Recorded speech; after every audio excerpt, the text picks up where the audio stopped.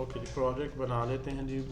Basic बिल्कुल start से use state में रिटर्न में आ गया h1। We have this hello function, export default app, और इसको ऑटो सेव कर लेते हैं।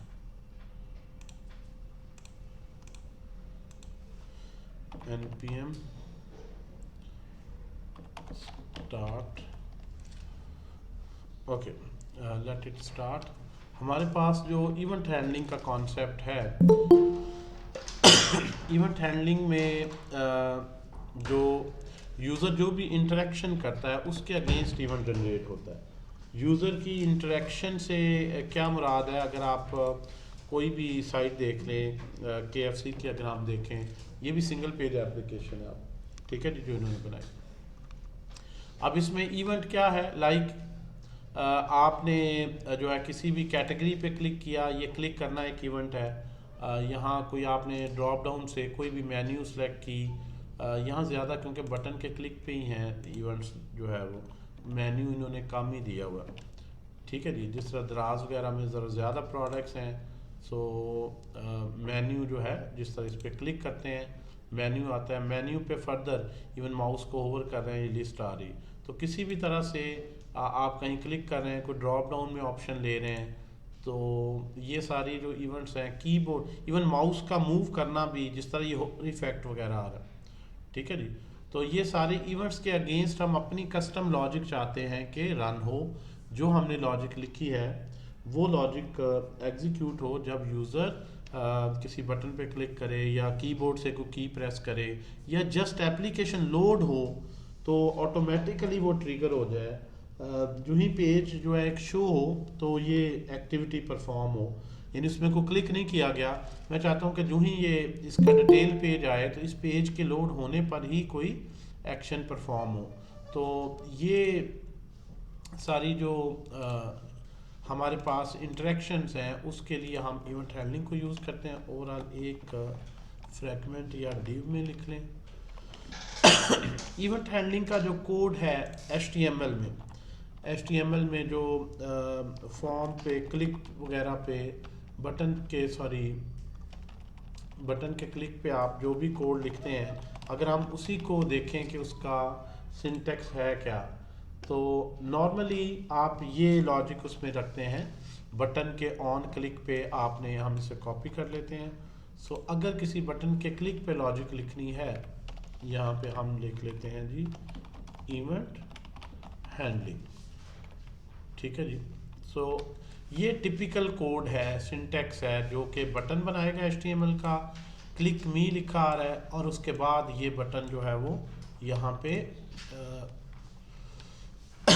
सॉरी, इस मी को ख़त्म कर देते हैं।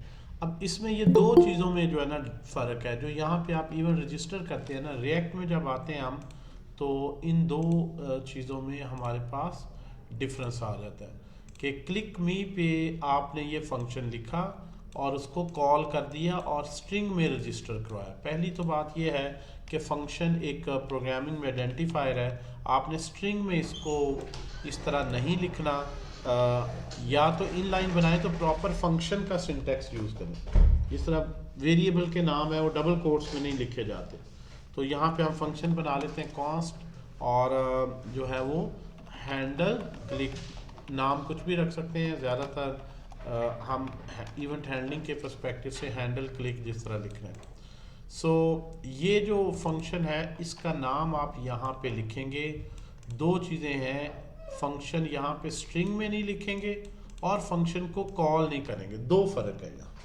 जब आपने रिएक्ट में बटन के साथ कोई भी लॉजिक लिखनी है कि इस पे क्लिक पे कोई फंक्शन चले, तो पहले सेपरेट फंक्शन बना लें जो आप चाहते हैं इस बटन के क्लिक पे चले। फिर उस फंक्शन को इस बटन के क्लिक इवेंट के साथ रजिस्टर करने के लिए ऑन क्लिक के आगे इसको ख़त्म कर दें। कर्ली ब्रेसेस में आप उस फंक्शन का सिर्फ नाम लिखें, डबल कोट्स में नहीं, कर्ली ब्रेसेस में, और इसके बाद कॉल नहीं करनी। जस्ट उसका नाम लिखना है, क्योंकि फंक्शन का नाम मेमोरी रेफरेंस है, तो जो मेमोरी रेफरेंस है वो आपने यहाँ पे दे देना है। अब ये रिएक्ट ऑटोमेटिकली देखेगा जब इस बटन पे क्लिक होगा ये फंक्शन हो। तो पहले तो इस फंक्शन के लिहाज से हमने देखा दो जो चेंजेस हैं कि ये डबल कोट्स भी नहीं लिए और इसको कॉल भी नहीं किया। नाम यहाँ भी आप माई फंक्शन रख सकते हैं, नाम का कोई इशू नहीं है। अब ये जो इस एट्रीब्यूट का नाम ऑन क्लिक है, तो रिएक्ट में कैमल केस नोटेशन यूज होती है। अगर दो वर्ड हैं तो दूसरे वर्ड का पहला नाम क्या रख देना है, कैपिटल। ठीक है जी। ऑन क्लिक सारा ही स्मॉल लेटर में नहीं लिखना, ऑन स्मॉल में, फंक्शन का नाम स्मॉल से शुरू होगा, इस प्रॉपर्टी का नाम स्मॉल से शुरू होगा, जो भी यहाँ फंक्शन बना रहे हैं, लेकिन जो फंक्शन कंपोनेंट लेवल पे बना रहे हैं उसका नाम सिर्फ कैपिटल से रखें। बाकी जो इंटरनल जितने भी फंक्शन हैं उनका नाम स्मॉल लेटर से लिखते हैं। जो function as a component function है, यानी जो यूआई रेंडर करता है, तो उसको आप सिर्फ रखें। तो अब यहाँ से इसके अंदर हम जो है वो अलर्ट लिख देते हैं, जिसमें हम लिख देते हैं जी, इसको इंडेंट कर लेते हैं, the button is clicked. Let's suppose ये मैंने एक मैसेज लिख दिया। जो अलर्ट जावास्क्रिप्ट का ही फंक्शन है जिसमें जो भी आप लिखते हैं एक अलर्ट बटन आ जाता है। सो ये हमारे पास चल नहीं रहा अभी, किसी और विंडो में इसको हमने रन करना है। सो ओपन नहीं हुई मेरा ख्याल डिफ़ॉल्ट स्क्रीन, हम खुद मैनुअली लिख के कर लेते हैं। 3000 पे जो है वो ये रन होगी। अच्छा, यहाँ पे इस पर्टिकुलर बटन पे कोई मैसेज लिखने के लिए लेट्स सपोज सबमिट का बटन है ये जो आपने बनाया है, और इसको भी थोड़ा सा छोटा करना है, H2। सो हेयर वी, इसको जूम कर, here we have a button. अब इस बटन पे जब मैं क्लिक करूँगा तो ये फंक्शन कॉल होगा और ये फंक्शन एक अलर्ट मैसेज शो करेगा। So if you click on this function तो यह बटन इज़ क्लिक्ड, ये आप इस तरह से देख सकते हैं। अगर आपने बूटस्ट्रैप जो है वो इंस्टॉल की हुई है, बूटस्ट्रैप की डॉक्यूमेंटेशन में आए और यहाँ से जो है वो डिफरेंट कंपोनेंट्स हैं, बटन्स आप देखें, ये बटन बनाने का डिज़ाइन दिया हुआ है। इस सारे को अगर आप कॉपी कर लें और यहाँ पे इसकी बजाय कि आप ये लिखें, इवन आप यहाँ पे सारे बटन प्लेस कर दें, और ये जितने भी बटन हैं ये डिज़ाइन के हवाले से आपके पास मिल गए। क्लास BTN प्राइमरी, क्लास को किस में चेंज कर देना है, क्लास नेम में। ठीक है जी। So you will change class into class name. जो CSS की क्लासेस हैं उसके लिए क्लास नेम में चेंज किया। So we have these buttons now. अब ये बटन अगर आप देखें तो ये, इसको बहुत ज़्यादा, अब ये बटन टिपिकल CSS की बजाय HTML के बजाय बूटस्ट्रैप का आ गया। अब इसके किसी के भी क्लिक पे आपने जो भी लॉजिक लिखनी है, बटन को लिंक टाइप शो करना है या बैकग्राउंड शो ही ना हो, होवर करने से आए, डार्क हो, वार्निंग इन्फो किसी भी तरह का है, तो किसी भी बटन पे क्लिक करना है। अब ये हैंडल बटन का किसी के साथ भी अटैच कर दें। आप यहाँ पे एक प्रॉपर्टी ऐड कर दें ऑन क्लिक, और इसके अंदर आप ये हैंडल क्लिक को कॉपी करें और आप प्राइमरी बटन पे जब क्लिक करें तो यहाँ पे आप लिख सकते हैं द बटन इज़ क्लिक्ड। ठीक है जी। मैं प्राइमरी पे क्लिक करता हूँ तो बटन इज़ क्लिक्ड। इस और किसी के साथ मैंने ये इवेंट हैंडलिंग लॉजिक यूज़ नहीं की। अच्छा, ये कौन सा बटन है, the primary button is clicked. मैंने सेव किया, सो इस पर क्लिक किया, ये मैसेज आ गया the primary button is clicked. अच्छा, इसी तरह अगर मैं इसको कॉपी कर लूँ और हैंडल क्लिक 2 कर दूँ इसे, और सेकेंडरी बटन को ले लूँ, सेकेंडरी, बल्कि एक दो चलें, इसके कुछ वेरिएशंस हैं जो मैं आपसे डिस्कस करना चाह रहा हूँ। इसी तरह ये जो सेकेंडरी बटन है, जो BTN सेकेंडरी है, इसके भी ऑन क्लिक पर आप जो है वो मैसेज दे सकते हैं। कोई बात नहीं, ऐसे जस्ट वो हमने जो है वो एक मैसेज भी आना है, इसमें फ़र्क नहीं पड़ता, बट ऑब्वियसली स्पेलिंग जो है आर आई थिंक मिसिंग है, क्योंकि ये प्रोग्रामिंग में नाम रजिस्टर होना है, स्ट्रिंग में जो है वो ये आ गया जी आपका हैंडल प्राइमरी एंड सेकेंडरी में, तो सेकेंडरी बटन इज क्लिक। अब यहाँ से करते हैं तो primary button is click. Even you can register same function, two को हटा दें, ये आपको लॉजिक बनाने की ज़रूरत नहीं है सेपरेट। एक फंक्शन भी आप मल्टीपल बटन्स के क्लिक पर रजिस्टर कर सकते हैं।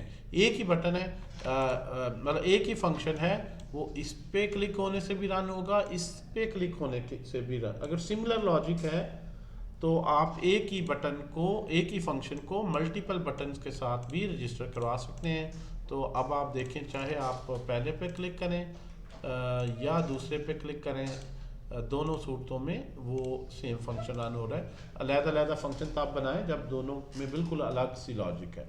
लेकिन ये जो नाम है प्राइमरी ये या सेकेंडरी, मैं अगर इसके भी कर दूं तो सक्सेस बटन है।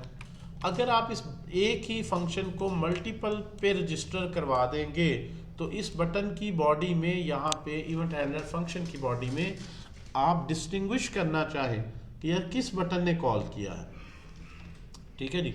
मैं इसको एक टेम्पलेट स्ट्रिंग में बदल दूं, इसको अगर मैं कट करूं और इसको मैं बैकटिक करैक्टर में कर दूं, इस सारे को बैकटिक करैक्टर में कर दे, और यहाँ से मैं जो है वो एक पास करूं कि कौन सा बटन टेक्स्ट जो है, बटन नेम कह लें, जिसने यदि प्राइमरी की बजाय यहाँ पे अगर मैं करूँ $, और यहाँ पे इस बटन टेक्स्ट को मैं अंदर कंकैटिनेट कर दूँ, ठीक है जी। So if I do this, तो अब मैं चाहता हूँ कि अगर प्राइमरी बटन पे क्लिक करूँ तो मैसेज आएगा प्राइमरी बटन इज क्लिक, यहाँ पे क्या पास हो, प्राइमरी। अगर सेकेंडरी पे है तो सेकेंडरी हो। लेकिन मैं सिर्फ एक मैसेज ही बदलना है, उसके लिए मैं 3-4 अलग फंक्शन नहीं बनाना चाहता, और ना ही मैं इफ एल्स लगाना चाहता हूँ कि इफ प्राइमरी तो शो करो primary is click, if secondary तो शो करो। सिंपल एक स्ट्रिंग है तो वो खुद ही बटन अपना नाम दे दे, उसी के मुताबिक स्ट्रिंग बने। मतलब वैसे तो इसके 2-3 तरीके हैं जो कि आप हैंडल करने के लिए कर सकते हैं। अदनान को मैसेज कर दे यार, मैं क्लास में, मुझे बेल करना है, उससे कहो कि उधर जमशेद साहब से रब्ता कर, बल्कि बस लिख दो सर कह रहे हैं मैं क्लास में, क्लास के बाद बात करता हूँ। So we have there multiple ways. अगर आपके मुख्तलिफ इवेंट हैंडलिंग फंक्शन में सिर्फ मामूली से ही फ़र्क है तो उसके लिए आप इतने अलग फंक्शन बनाने के बजाय, यू विल इतना बॉयलर प्लेट कोड लिखने के बजाय, you will try to handle everything in one.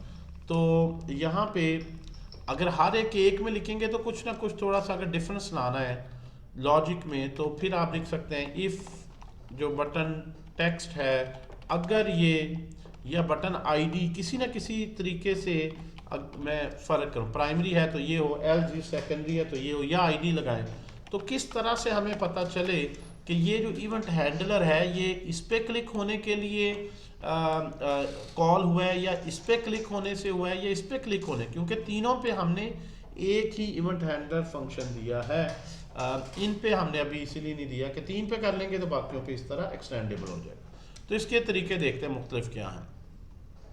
सो जब आप किसी भी बटन पे क्लिक करते हैं तो यहाँ पे इस लाइन को भी मैं कमेंट करता हूँ, इसका तरीका हम ज़रा देखने से पहले 1-2 कॉन्सेप्ट्स और देखते हैं। यहाँ एक फंक्शन है इवेंट का, अगेन आज पता नहीं क्यों गलत नाम निकल रहा है। यहाँ पे एक इवेंट है, ऑब्जेक्ट है, an object फंक्शन में क्या है, there is an object known as event। करते हैं रिकॉर्डिंग को। हमारे पास ये जो इवेंट ऑब्जेक्ट है इसके अंदर सारी डिटेल है कि किस बटन ने कॉल किया, कितने बजे कॉल किया, उसका आईडी क्या था, उसका नाम क्या था, वो बटन किस नेचर का है, वो बटन है भी या कोई और चीज़ है, किस पे क्लिक किया गया। तो ये जो इवेंट ऑब्जेक्ट है इसीलिए इसको इवेंट हैंडलर फंक्शन कहते हैं। तो जब बटन पे क्लिक होता है तो रिएक्ट ने वो सारी इंफॉर्मेशन इकट्ठी की, वो ये भी बताएगा कि जब क्लिक किया गया है कीबोर्ड से कंट्रोल की प्रेस थी कि नहीं, ताकि आप मुख्तलिफ लॉजिक लिख सकें कि वैसे क्लिक करे तो ये हो, कंट्रोल प्रेस करके क्लिक करे तो ये हो, शिफ्ट प्रेस करके क्लिक करे तो ये हो, जिस तरह सॉफ्टवेयर में फंक्शनलिटी। तो जब बटन पे क्लिक कर रहे हैं तो मुझे उस वक्त कीबोर्ड का भी स्टेटस चाहिए कि जब ये क्लिक किया गया है मेरे बाकी हार्डवेयर का स्टेटस क्या था। तो इसलिए चीज़ें बड़ी आसान करने के लिए हमें ये एक, इसको मैं कंसोल पे प्रिंट करता हूँ इवेंट को, ठीक है जी। इस पर्टिकुलर इवेंट ऑब्जेक्ट को अगर आप कंसोल पे प्रिंट करें तो आप ये देखें कि जब ये इवेंट अकर हुआ तो हमें क्या क्या इंफॉर्मेशन है जो यहाँ पे अवेलेबल होती है। क्योंकि ये फंक्शन इवेंट पे अकर होता है तो उस इवेंट की इंफॉर्मेशन होगी तो ज़्यादा मेरे लिए बेहतर है, और मैंने नहीं इवेंट की इंफॉर्मेशन लेनी, सिस्टम खुद मुझे पास करेगा। तो यहाँ पे तो कोई चेंज नहीं है।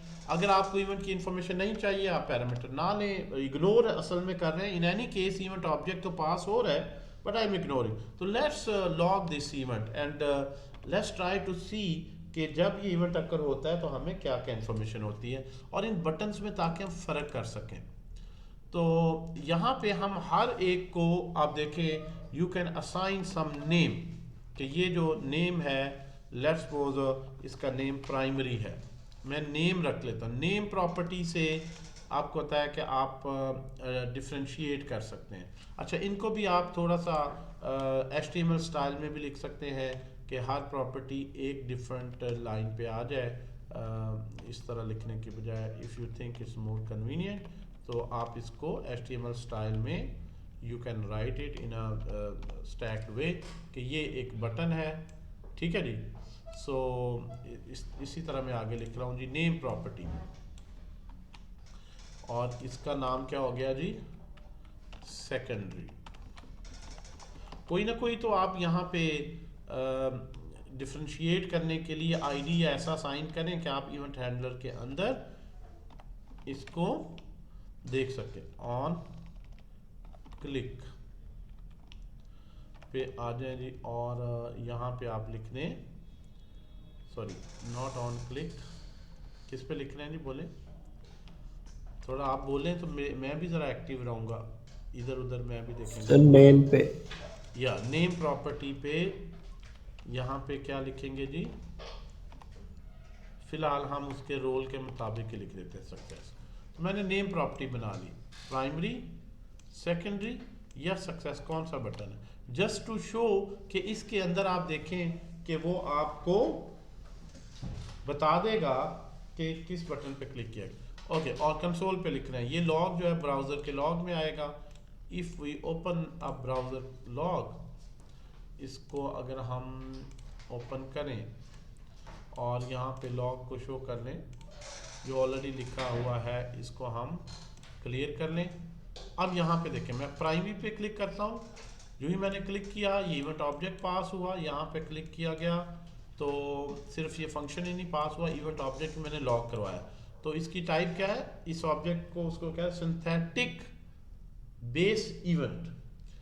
HTML में भी जब आप क्लिक करते हैं तो सिमिलर सिचुएशन होती है कि आपको ये जो फंक्शन है यहाँ इसने इग्नोर किया है, यहाँ पे इवेंट ऑब्जेक्ट आपको मिलता है and it has very helpful information. HTML में बेसिकली ब्राउज़र ही आपको ये इवेंट पास करता है। अब ब्राउज़र से ये इवेंट ऑब्जेक्ट लेकर रिएक्ट उसमें और इंफॉर्मेशन ऐड करके हमें देती है, और वो उसका नाम रख लेती है सिंथेटिक इवेंट की। ब्राउज़र का इवेंट नहीं, मैंने इसमें और काफ़ी आपके लिए हेल्पफुल इंफॉर्मेशन ऐड कर दी है, तो उसको थोड़ा सा मॉडिफाई कर दिया है। So here we are getting a synthetic event. इसको अगर आप एक्सपेंड करें तो lot of information that has been pass to you, बता रहा है ये इवेंट बबलेबल है या नहीं। ऑल्ट की आपने जब प्रेस किया, वो आपने यूज़र ने प्रेस की हुई थी या नहीं, ऑल्ट की क्या आ रही है, फॉल। ऑल्ट प्रेस करके क्लिक करें तो वो ट्रू होगी, and so on. Current target क्या है, काफ़ी प्रॉपर्टीज़ हैं। इवन आपको वो बता रहा है डेट वगैरह भी, यहाँ पे टाइम स्टैम्प भी, कितने बजे कॉल किया गया, टारगेट कौन सा है, उस पर क्लास क्या अप्लाई हुई, btn.ptn प्राइमरी ये बटन है वो, and a lot of information that he has passed. Even उसका X axis Y axis coordinates, control की फॉल्स है, डिफ़ॉल्ट प्रिवेंटेबल है नहीं, कुछ इवेंट्स का आपको प्रॉपर्टीज़ का पता होगा, कुछ का नहीं। यानी इतनी ज़्यादा इंफॉर्मेशन आपको सिस्टम दे रहा है। हमें अगर नेम की प्रॉपर्टी लेनी है ना, तो इसमें सबसे जो मोस्ट वाइडली हम यूज़ करेंगे वो टारगेट है। यानी इस इवेंट के अंदर ये देखें, टारगेट एक ऑब्जेक्ट है जिसके अंदर फर्दर जो है उस स्पेसिफिक टारगेट जो टैग है इसकी स्पेसिफिक इंफॉर्मेशन है कि इसका टारगेट ये है जिस पे ये इवेंट फायर हुआ है, और उसके हवाले से भी बहुत सारी इंफॉर्मेशन है। और टारगेट में हमने क्या सेट किया हुआ है जी, नेम। आईडी दिया होगा तो यहाँ पे आईडी भी आ जाएगा। नेम आपने रखा है अल्फ़ाबेटिकली ही सॉर्टेड है, तो ये नेम क्या आ गया यहाँ पे, प्राइमरी। तो ये नेम तक मैंने पहुंचना है तो किस तरह पहुंचूंगा, इवेंट डॉट टारगेट ऑब्जेक्ट, उसके अंदर आईडी नेम वगैरह सारी प्रॉपर्टीज होती है। तो जब मैंने इसका स्ट्रक्चर देख लिया तो आप अगर यहाँ पे लिखें event dot target dot name, तो जो है वो यहाँ पे अगर आप आ जाएं और इसको मैं क्लियर स्क्रीन कर दूं, रिफ्रेश करूं, तो आप देखें अगर मैं प्राइमरी पे क्लिक करता हूं तो प्राइमरी लिखा आता है, सेकेंडरी पे तो सेकेंडरी, सक्सेसर पे तो इसका मतलब even dot target dot name contains the name of, और ये नेम प्रॉपर्टी आपने यहाँ पे जो बटन के साथ दी है, ये सारी प्रॉपर्टीज और बहुत कुछ आपको अवेलेबल है। तो इस पर्टिकुलर इवेंट हैंडलर में आई कैन नो कि कौन सा जो इवेंट है जो ट्रिगर हो रहा है, इन पे कोई रजिस्टर नहीं है। Okay, so you can right if else logic here, या तो अलग अलग फंक्शन बना लें। सर ये सारी इंफॉर्मेशन जेसन में होती है? ये सारी देखें जावास्क्रिप्ट में तो, जेसन में तो नहीं होती, जावास्क्रिप्ट ऑब्जेक्ट में होती है, इट्स नॉट कहीं से डाउनलोड नहीं होती। तो ये सिंपल जावास्क्रिप्ट ऑब्जेक्ट है, ठीक है जी। तो whatever we get in programming is a variables, either it's array or object। array object में खेलते रहना, मैंने आपको शुरू से बताया। तो it's an object that has some nested objects and arrays and strings and so many properties। अच्छा, अब यहाँ पे इसको हम बहुत ज़्यादा यूज़ करेंगे जब इनपुट लेनी होगी, जब ड्रॉप डाउन्स में आएंगे, जब आपने यूआई में बहुत ज़्यादा चीज़ें हैं और जो है उसमें आप लॉजिक लिखेंगे, आप इसकी बजाय के कुछ 100-200 फंक्शन बनाएं, मे बी 2-3 फंक्शन में ही आप सारा लॉजिक उसको लिख सकेंगे। अच्छा, इसको इनलाइन भी लिख सकते हैं वैसे, इसको जो है वो यहाँ पे इनलाइन भी लिख सकते हैं। अगर आप चाहें कि नहीं नेम ही डायरेक्ट यहाँ पे पास हो, कि जो बटन है बटन नेम ही पास हो, बाकी इंफॉर्मेशन जो है मेरे पास मेरे से रेलेवेंट नहीं, या बटन के जो टेक्स्ट जो हमने लिखा है वही पास हो, तो यहाँ पे इवेंट ही याद रखें सिस्टम पास करेगा। Then what you can do is you can just want to pass a relevant information. अब आप यहाँ पे ही लॉजिक लिखेंगे, क्लिक पे आप उस इवेंट में से, अब आपको ये नेम रखने की जरूरत नहीं है, आप ये हार्ड कोडेड भी दे सकते हैं। इसको मैं अगर कट कर दूं चलें, और एक पे मैं लिख के दिखा देता हूँ। तो ये जो ऑन क्लिक है, इवन मैं नेम लिख भी दिया, आई एम नॉट इंटरेस्टेड कि नेम प्रॉपर्टी मैं यहाँ से लूँ। यहाँ पे आप एक एरो फंक्शन बना लें, you make an arrow function here, और आप यहाँ से किसको कॉल करेंगे, ये जो एरो फंक्शन है ये इवेंट हैंडलिंग का इनलाइन फंक्शन बना लें, जो इवेंट लेगा और हैंडल क्लिक को आगे कॉल करेगा और उसको event dot target dot name pass कर देगा। या आप अब यहाँ पे आप इवन ये हार्ड कोडेड स्ट्रिंग भी दे सकते हैं, ठीक है। या तो इसी नेम को यहाँ पास कर दें, जिस तरह यहाँ पे देखें आपने इसको क्लियर किया और इस पे क्लिक किया तो प्राइमरी बटन इज क्लिक। या दूसरा तरीका क्या है कि अब आपको फिर नेम से क्यों ले रहे हैं और इतना, and why you are interested in event, जब उसके अंदर ही है तो आपको पता है कि यार यहाँ पे प्राइमरी ही पास हो रहा है। तो you can, there multiple ways of achieving one thing, primary.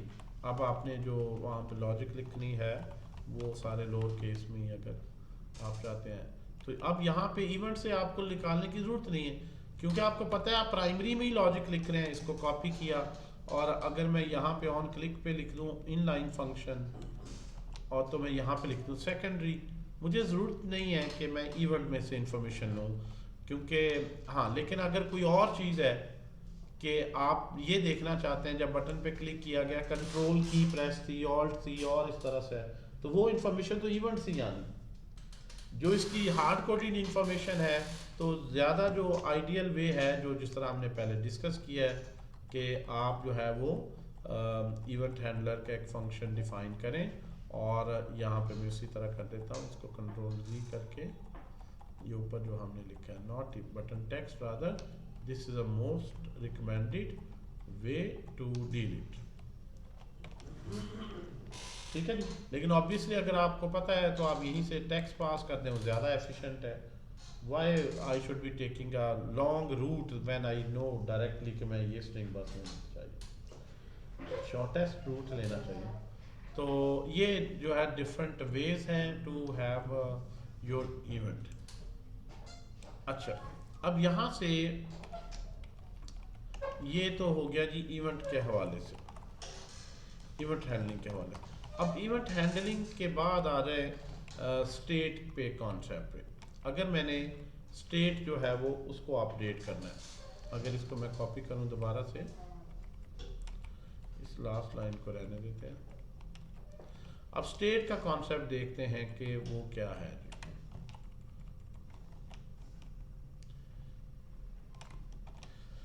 जी। यहाँ पे मतलब आपने, अच्छा जी यहाँ से आ जाए जी हमारे पास। अब ये जो बटन्स हैं, अब हम इन पे कोई प्लस माइनस का काउंटर का लास्ट टाइम भी मैंने एक एग्जांपल दी थी। लेट्स क्लीन इट, और इसमें थोड़ा सा इसको सिंप्लीफाई कर लेते हैं, इस बटन को निकाल लेते हैं ज़रा यहाँ से। ठीक है जी। बटन के क्लिक पर अगर हम कोई इस पे यूज़फुल एक्टिविटी करवाना चाहें, बटन के क्लिक पे, लाइक इंक्रीमेंट डिक्रीमेंट का, ये मैंने लास्ट में एग्जांपल करवाई थी। नेट से भी आप जहाँ भी ट्यूटोरियल पढ़ेंगे ना, ये आपको बड़ी एक कॉमन एग्जांपल लगेगी काउंटर की। Wherever you read is sort of a hello world example, क्योंकि मिनिमम जो इंटरेक्शन है वो प्लस माइनस करने की हो सकती है। तो लर्निंग को अगर आप बिल्कुल ज़ीरो से लेकर चलें तो this is the most atomic example. ये भी ऑलमोस्ट आप जो भी ट्यूटोरियल पढ़ते हैं तो इसीलिए वो इससे शुरू होता है कि वो पहले यार बेसिक प्लस माइनस करो, फिर आगे जो है इसको और कॉम्प्लेक्सिटी भी ले आएंगे। तो मैं यहाँ पे अगर एक फंक्शन बना दूँ इंक्रीमेंट का,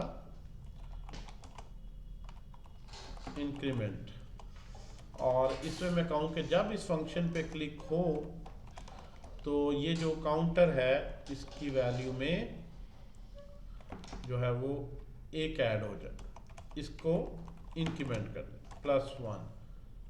ठीक है जी। इसी तरह से डिक्रीमेंट का फंक्शन होगा, डिक्रीमेंट डिक्रीमेंट जी, जो कि इसकी वैल्यू में एक माइनस कर दे। तो हमारे पास जो इंक्रीमेंट डिक्रीमेंट करना है इस वेरिएबल में, चाहता हूँ कि जिस तरह शॉपिंग कार्ट में होता है, आपने एक आइटम ली, प्लस करें मज़ीद ज़्यादा आइटम्स जो उसमें ऐड करते रहें। तो यहाँ पे हम देख लेते हैं और इस पर लेट नहीं कर देंगे जी। कॉन्स्ट में, तो इंक्रीमेंट डिक्रीमेंट कॉन्स्ट की तो वैल्यू चेंज नहीं होती। देखें, कॉस्ट में वैल्यू तो चेंज होगी। कॉस्ट का मतलब जो है वो मैंने काफ़ी डिटेल से जावास्क्रिप्ट में बताया था। जो है मैं दोबारा आपको बता देता हूँ, it's more better to always take cost. हाँ, इसको लेट लेना है, ये मेरी गलती है। बट है क्योंकि जी, इसी के बारे में बात कर रहे अच्छा थे। ठीक है, मैं समझा शायद इस पे बात कर रहे हैं। तो जो है ना, ये ठीक कहा आपने कि इसमें अदरवाइज ये लाइन यहाँ पे एरर करेगी। एग्जैक्टली। एक सेकंड दे जी। अच्छा जी, ओके, कहाँ तक था जी? स्टेट के हवाले से। ओके, इंक्रीमेंट और डिक्रीमेंट के एक ही बटन कर लेते हैं कोई, ताकि हम एक एग्जांपल को डेमोन्स्ट्रेट कर सकें। इसको मैं डिलीट करता हूँ, और इसमें भी टाइप बटन लिखने की ज़रूरत नहीं है, फिर से शॉर्ट कर देते हैं। ऑन क्लिक पे इसी तरह नेम प्रॉपर्टी की भी अब मुझे ज़रूरत नहीं, जो आपको ज़रूरत नहीं है वो आप चाहें तो इनको रिमूव कर दें। इसको हम लिख लेते हैं इंक्रीमेंट का बटन है ये। ठीक है जी, इस पे आ गया। और हैंडल क्लिक, अब कोई फंक्शन नहीं है हमारा, फंक्शन का नाम स्मॉल लेटर से इंक्रीमेंट। तो इंक्रीमेंट से पहले हम जो है वो, बल्कि लास्ट टाइम किस तरह किया था यार, प्लस माइनस से किया था, प्लस माइनस वाला ठीक है, प्लस और माइनस, और यहाँ पे फिर क्या आ जाएगी, काउंटर आ गया। बिल्कुल ऐसे ही। यहाँ पे हम एक स्पैन में जो है वो, इस पैन में फिर पास लिखा था आपने, और एक सिंपल नंबर रख लेते हैं जैसे वो ई कॉमर्स की ऐप की तरह।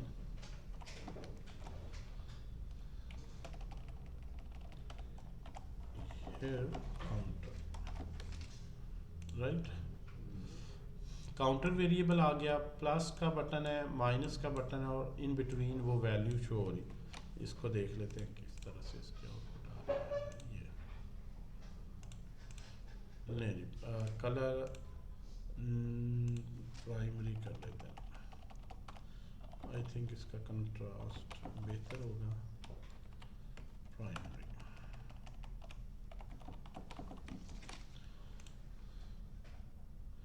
इंक्रीमेंट, दोनों पे इंक्रीमेंट है, इस पे कर देते हैं डिक्रीमेंट। ओके, सो ये जो वैल्यू शो हो रही है इंक्रीमेंट और डिक्रीमेंट, कि इस पे क्लिक करने से ये वैल्यू ऐड हो और ये माइनस हो, तो इसके लिए जब हम इंक्रीमेंट के बटन पर क्लिक करते हैं तो वैसे लॉजिक तो हमने लिखी है कि ये काउंटर जो है इनिशियली यहाँ पे इसकी जो वैल्यू है वो शो हो रही होगी यहाँ पे। जब इंक्रीमेंट के बटन पे क्लिक करेंगे तो वो इस वेरिएबल की वैल्यू में एक इंक्रीमेंट कर देगा, तो लेकिन यहाँ पे हमें इंक्रीमेंट की हुई नज़र नहीं आ रही। अगर आप कंसोल पे देखें, लास्ट टाइम भी हमने इसको एक्सपेरिमेंट किया है, ठीक है जी। अगर आप कंसोल पे देखें और यहाँ पे आप लॉक करें इसकी वैल्यू, तो यहाँ से हमें ये पता चलेगा कि असल में हमारी लॉजिक जो है उसमें तो एक सिंपल फार्मूला ही है, उसमें कोई ख़ास फ़र्क नहीं है, और वो चल भी रहा है कि आप इस पर क्लिक करते हैं, वैल्यू आ गई 2, इसी तरह 3 4 5 6 7, यानी वैल्यू इंक्रीमेंट हो रही है, डिक्रीमेंट करने से भी कम हो रही है, लेकिन स्क्रीन पे रिफ्रेश नहीं हो रही। जब एक दफ़ा वैल्यू एक वेरिएबल की इनिशियलाइज कर दी गई, वो इनिशियल वैल्यू शो हो रही है। आप यहाँ पे 1 की जगह 90 कर दें, सेव कर दें, जो ही वो प्रोग्राम रन होगा जो इनिशियल वैल्यू वो तो शो हो रही है, उसके बाद आगे वही 91 92 93 चल रही है, लेकिन सिर्फ मेमोरी में ये अपडेट कर रहा है। वेरिएबल में चेंज करने का मतलब उसकी मेमोरी में चेंज होगी वैल्यू, लेकिन स्क्रीन पे जो यहाँ पे लाइन नंबर 18 पे है ये अपडेट नहीं होती। तो मेमोरी और स्क्रीन पे जब एक दफ़ा वैल्यू कोई प्रिंट हो जाती है, डिस्प्ले हो जाती है, तो उसके लिए यहाँ पे सिर्फ मेमोरी में अपडेट करना ज़रूरी नहीं है, इसके बाद यहाँ पे स्क्रीन को रिफ़्रेश करने की जो यहाँ पे फंक्शन है वो भी कॉल करना है कि भाई जो काउंटर की वैल्यू आपने मेमोरी से लेकर यहाँ पे शो की है वो वैल्यू मेमोरी में चेंज हो गई है, अब स्क्रीन भी क्या हो, रीलोड हो, ताकि ये जो न्यू वैल्यू इसकी अब बनी है वो। तो ये रिफ्रेश करने का जो तरीका है, यूआई को या कह लें कि यूज़र इंटरफेस को अपडेट करने का तरीका है, ये जे क्यूरी वगैरह में इसके लिए डॉम के मेथड्स पढ़े जाते हैं कि आप इस स्पैन को आईडी देते हैं, gate element by ID, ID से गेट करते हैं और उसमें जो है जो डाटा है इनर एचटीएमएल है उसको अपडेट करते हैं। रिएक्ट ने जो कॉन्सेप्ट दिया है वो मुख्तलिफ है, इससे स्टेट का कॉन्सेप्ट दिया।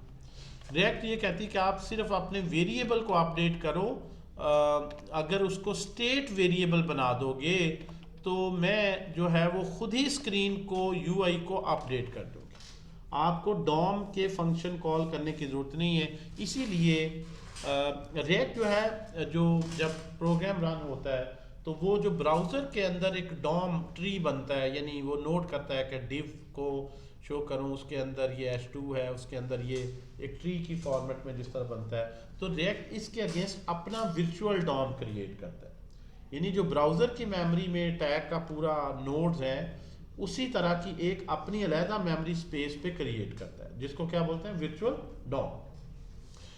और जब हम अपडेट करते हैं तो असल में रिएक्ट में हम कभी jQuery की तरह ब्राउज़र के इन रियल टैग्स को अपडेट नहीं कर रहे होते। जो रिएक्ट के पास अपने ये सारे वेरिएबल डेटा स्ट्रक्चर्स उसने बनाए हुए हैं, हम उसको अपडेट करने की कमांड देते हैं और रिएक्ट फिर खुद जो है वो एक्चुअल ब्राउज़र डॉम को अपडेट करता है। यानी jQuery या ऐसी लाइब्रेरीज जो डायरेक्ट ब्राउज़र डॉम को मैनिपुलेट करती हैं, अपडेट करती हैं, वो इसलिए रिएक्ट में हम नहीं यूज़ करते क्योंकि रिएक्ट हमें एक मॉडल देता है जिसके थ्रू वो कहता है कि मैंने खुद जो वर्चुअल डॉम बनाई है आप उसे अपडेट करो और मैं जब मुनासिब समझूंगा ब्राउज़र को भी अपडेट कर दूंगा अपने ख़ास तरीके से, और किस ब्राउज़र में किस मेमोरी में उतने ही पोर्शन को अपडेट करूंगा जितना चेंज हुआ है, सबको रीड्रॉ नहीं करूंगा और उसका एक अपना सिंपल मैकेनिज्म। डॉम के मेथड्स की बजाय हम स्टेट का कॉन्सेप्ट, तो रिएक्ट में डॉम को मैनिपुलेट करने की बजाय हम स्टेट्स को अपडेट करते हैं और जब स्टेट अपडेट होती है तो खुद ही ब्राउज़र बैकएंड पे रिएक्ट की लाइब्रेरी डॉम को भी मैनिपुलेट करते हैं। इसीलिए आपने सुना होगा कि jQuery वगैरह रिएक्ट में यूज़ नहीं होती क्योंकि रिएक्ट वर्चुअल डॉम पे काम करता है और उसकी स्टेट हम फंक्शंस में रखते हैं और जो फंक्शन में जब आप उस ब्राउज़र वर्चुअल डॉम में जो भी डेटा है उसको अपडेट करेंगे तो वो खुद वर्चुअल डॉम से सिंक कर देगा ब्राउज़र डॉम।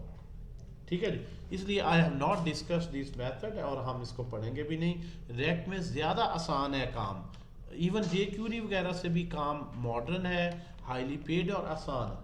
जब आप पूरी ब्राउज़र डॉम ही आपने मैनिपुलेट नहीं करनी, आपने सिर्फ वेरिएबल्स में ही अपडेट करना है और ख़ुद ही अपडेट हो जाएगा, तो ये तो ज़बरदस्त काम हो गया। ठीक है जी, तो इसके लिए हमें एक फंक्शन यूज़ करना है, दो जगह चेंज आएगी। UI अपडेट करना है हमने यहाँ पे जब चेंज हो रहा है पहली दफ़ा, तो जब वो देखेगा, जब पहली दफ़ा फंक्शन लोड होगा तो ऑटोमेटिकली यहाँ पे जो वैल्यू है वो आएगी। असल में ये है कि जब वो वैल्यू डिस्प्ले हो गई तो उसके बाद क्लिक पे हम वैल्यू चेंज कर दें तो सिर्फ वैल्यू सिर्फ चेंज ना हो, UI में भी अपडेट हो ताकि जो वैल्यू मेमोरी में है वही स्क्रीन पे नज़र आ रही हो। अगर मेमोरी में चेंज हो तो रिएक्ट को एक ख़ास तरीके से हम बताएंगे कि वो खुद ही उसको UI को उसके साथ सिंक रखेगा। तो यहाँ पे इस सारे मकसद को अचीव करने के लिए हमें एक यूज स्टेट का जो फंक्शन है फ्रॉम रिएक्ट जो है वो मिलता है।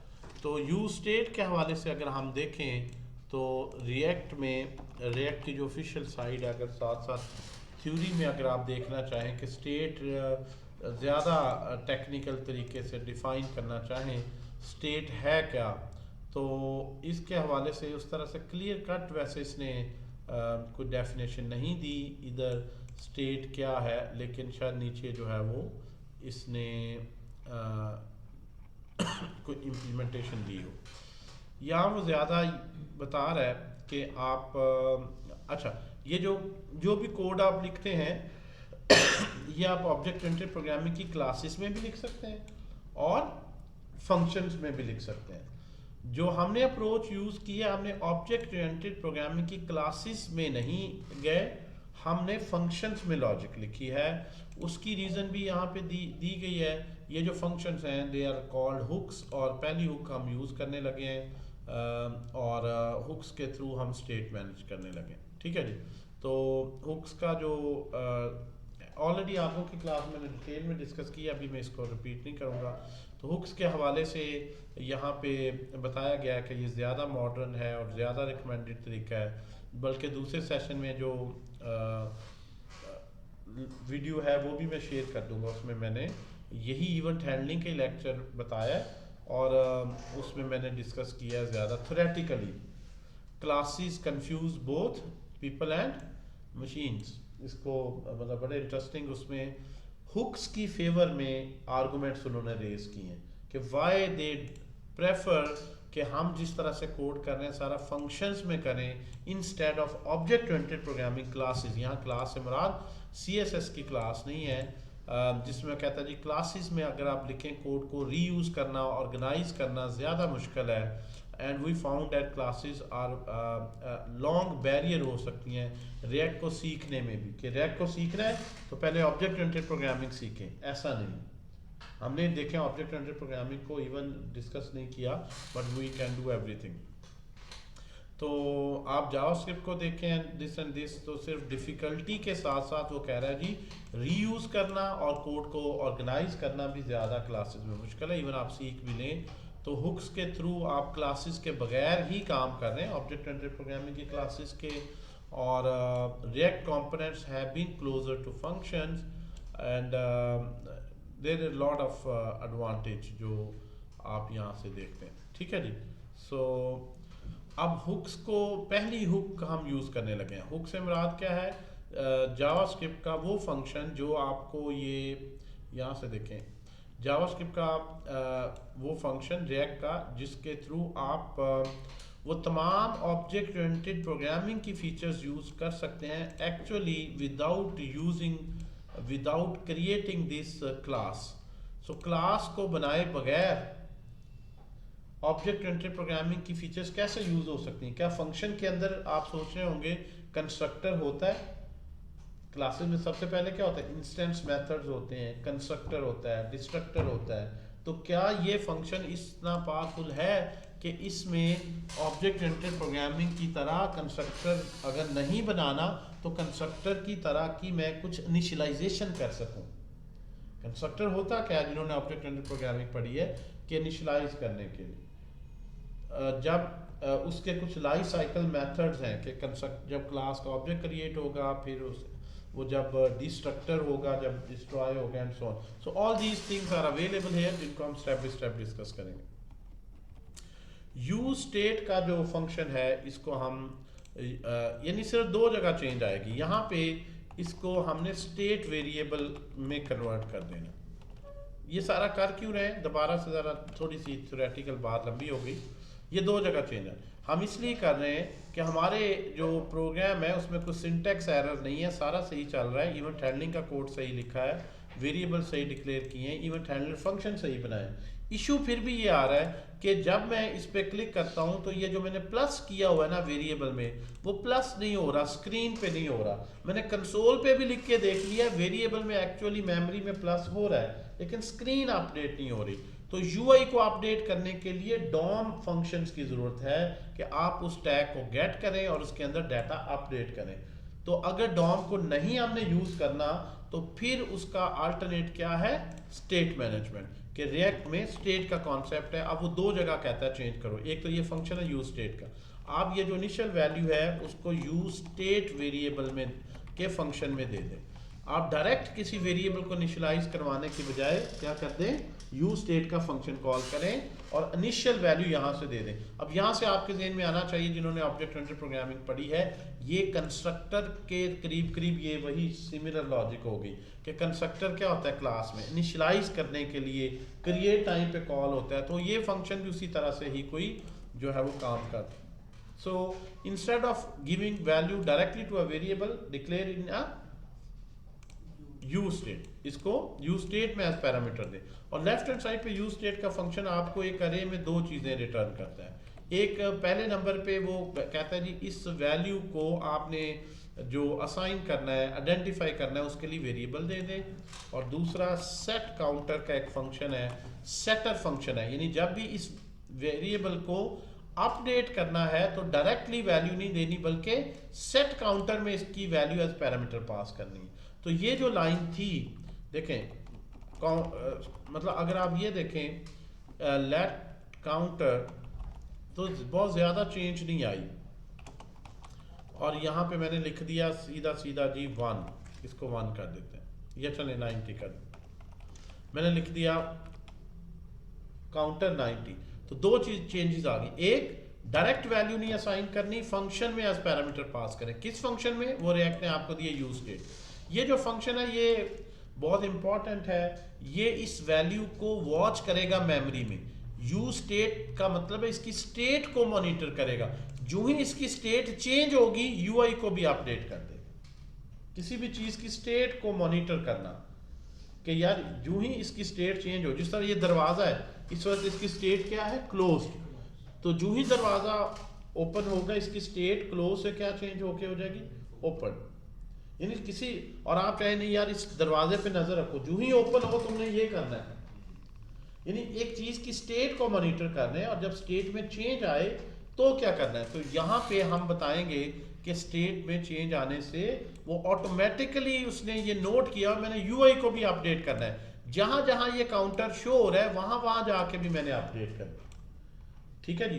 तो यहाँ पे एक चेंज ये आ गई, ये लाइन इसमें बदल गई, और ये लाइन को मैं कमेंट कर रहा हूं। अब इसकी वैल्यू जो ये हम दे रहे हैं न्यू, इसको ये स्टेट ने जो फंक्शन दिया ना सेट काउंटर का, इसमें आप दे दें सेट काउंटर, और यहाँ पे क्या लिख रहे हैं, counter plus 1। So whenever you want to change this counter you will call this state update function, setter function, जिसमें आप नई वैल्यू देंगे। पहले आप डायरेक्टली ये वैल्यू असाइन कर रहे थे, अब ये सेट काउंटर के फंक्शन में दे रहे हैं। अब इससे देखें फायदा क्या होगा। आप इसको अपडेट करते हैं तो इसमें प्लस माइनस करने से अब दोनों जगह आप देखें, यहाँ पे भी नोट करें आप, अगर इसको मैं क्लियर स्क्रीन करता हूँ तो स्क्रीन पे भी अपडेट हो रही है और जो है वो मेमोरी में भी अपडेट हो रही है, दोनों सिंक हो गए। माइनस करने से ऐसा नहीं हो रहा, बिकॉज मैंने बनाया तो है स्टेट वेरिएबल, लेकिन अपडेट मैं जो है वो इसके सेटर फंक्शन के थ्रू नहीं कर रहा। तो इसको मैं कॉपी करता हूँ और इसको मैं लाइन को चेंज करके इसको एज पैरामीटर, यानी असाइनमेंट को फंक्शन कॉल में कन्वर्ट कर दिया, स्टेट अपडेट का फंक्शन। अब आप जब माइनस करते हैं तो माइनस हो रहा है, मेमोरी में भी माइनस हो रहा है, स्क्रीन में भी हो रहा है। तो ये जो स्टेट का नाम मैंने कहीं डॉम का फंक्शन यूज किया है, लेकिन डॉम अपडेट हो रही है प्रॉपर, तो जो डॉम में डाटा है वो अपडेट हो रहा है। तो ये आसान काम है, आपको डॉम शॉम के चक्कर में नहीं, डॉम निकल गई, पूरी ऑब्जेक्ट ओरिएंटेड प्रोग्रामिंग भी निकल गई, और उसकी जगह JSX का सिंटैक्स आया, हुक्स के मेथड आए। तो रिएक्ट की पॉपुलैरिटी इसकी सिंप्लिसिटी से भी है, it's very simple and easier to learn, कि जो और कम कोड आपको लिखना पड़ता है, कोई डॉम मैनिपुलेशन नहीं लिखनी है आपको। तो जस्ट आप एज अ प्रोग्रामर सोचते हैं कि डाटा अपडेट करने की लॉजिक लिखें, यानी आप सारा काम आपका जावास्क्रिप्ट में आ गया। जब डॉम ही नहीं रही तो फिर ब्राउजर की पूरी वो API से ज़्यादा आपको इंटरेक्ट नहीं करना, तो फिर आपने प्रोग्रामिंग में ही रहना ज़्यादा। इसलिए इसमें जावास्क्रिप्ट का नॉलेज जितना आपका अच्छा है उतने आप बेहतर इसको हैंडल कर लें। तो फ्लो चार्ट कैसे बनेगा? फ्लो तो बड़ा सिंपल सा ही बन रहा है कि आप पहली दफ़ा जो भी स्टेट की वैल्यू है वो यहाँ पे वो इनपुट कर देता है, फिर इस वेरिएबल की वैल्यू को वो मॉनिटर करता है। नहीं मतलब वो डॉम है, वो स्टेट में कैसे वो कन्वर्ट हो रहा है ये मैं पूछ रहा हूँ। ये ही तो ये जो स्टेट को से डॉम को अपडेट करना है, यही तो बोलते हैं कि रिएक्ट की library, what the library is doing, that's what the library functions are, that's what the job of a react is, कि वो कैसे करना है। रिएक्ट का सोर्स कोड देख लें, लिखा तो उसने भी वही कोड होगा जो jQuery का, लेकिन वो कब अपडेट करना है, कितना अपडेट करना है, यानी अगर 10 वेरिएबल है, एक में चेंज हो रही है तो UI में सिर्फ एक को ही अपडेट करना है। तो ये रिएक्ट की लाइब्रेरी का रोल है, कैसे करना है। अगर आप उसका सोर्स कोड पढ़ें तो मे भी उससे बेहतर रिएक्ट आप खुद बना लें, यानी रिएक्ट क्या, जावास्क्रिप्ट की लाइब्रेरी। और अक्सर ये भी कहते हैं कि रिएक्ट जो है स्टेट अपडेट करने की लाइब्रेरी, जो आपको बताती स्टेट कैसे अपडेट करनी है, components without touching browser DOM, ये तो उसकी डेफिनेशन ही। ठीक है जी। तो इस लिहाज से जो है इस पे हम आप लोगों के लेक्चर पे ये मैंने कंटेंट स्टेट का ज़्यादा डिटेल से और बेहतर फ्लो से पढ़ाया था, वो भी वीडियो में शेयर कर रहा हूँ, दोनों इस सेक्शन में मैं अपलोड कर रहा हूँ। ठीक है, आज की वीडियो भी और यही लेक्चर में पढ़ाया था, थोड़ा सा चेंज था, तो उनके पास भी एक्सेस है, आप उनसे ये शेयर हो जाएगा और इकट्ठा हो जाएगा। इसमें ना उसमें आपने एक ही जगह पे इंक्रीमेंट डिक्रीमेंट एक ही जगह लगाया